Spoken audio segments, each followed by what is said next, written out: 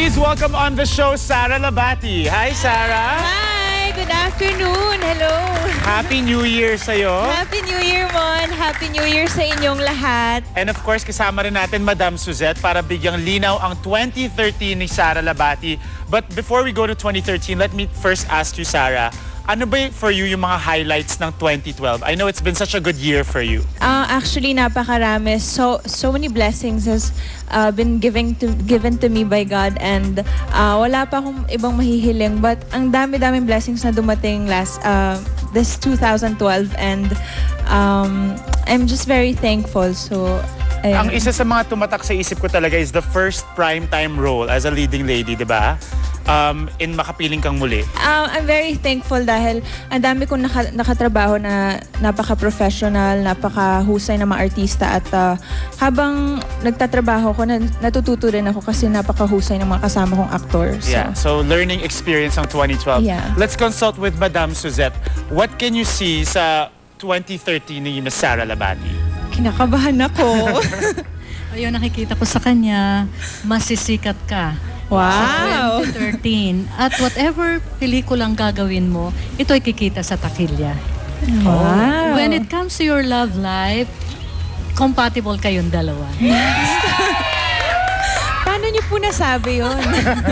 May deep love akong nakikita. Kaya, kahit na pareho lang kayong water, ang inyong element. So, siguro ang pag-iingatan ninyo yung sometimes misunderstanding, but it's a part. Of course.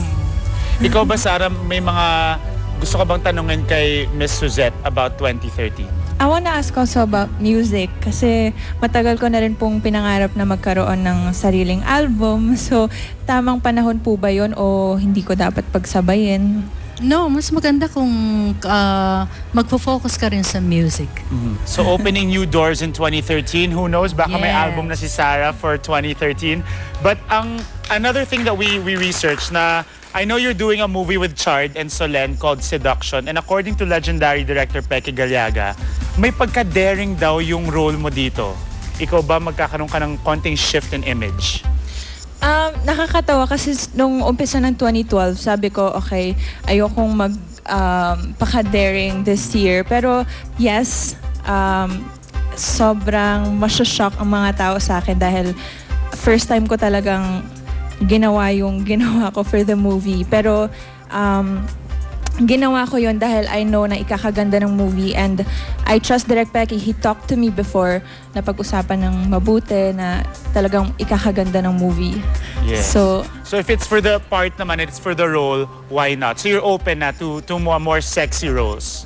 yeah, as long as ikakaganda ng project at hindi bastusin. Yes. Miss Suzette, do you think it's the right career path for Sara to kind of take on more challenging and daring roles? Mas maganda. Kasi mas mahahasa ka at mas magiging maganda ang karir mo pagdating doon. So you need that. So very positive ang 2013 for Sara. Sana magtuloy-tuloy yan, Sara, in movies and your shows and all the magazine covers that you've done this year.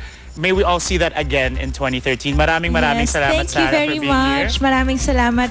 At iniimbitahan ko po kayong manood ng Seduction ngayong January 30 na po. Kasama ko dyan, syempre, si Chard, si Solen, at ang director namin, si Direk Peque Galiaga. Also, you have a very special role in Indio. Yes, kasama rin po ako sa Indio this January din. Yes. And short lang po yung role ko, pero very special kasi first time kong nag-action. Yes. Pangarap ko yan maging action star. So yun, makikita natin yun sa Indio. Yes. So there you go. Congratulations in advance, Sara, sa lahat ng mga blessings. Maraming salamat, Miss Suzette. We'll see you for the rest of the show. Thank you, Sara. Thank you very much, Hat TV.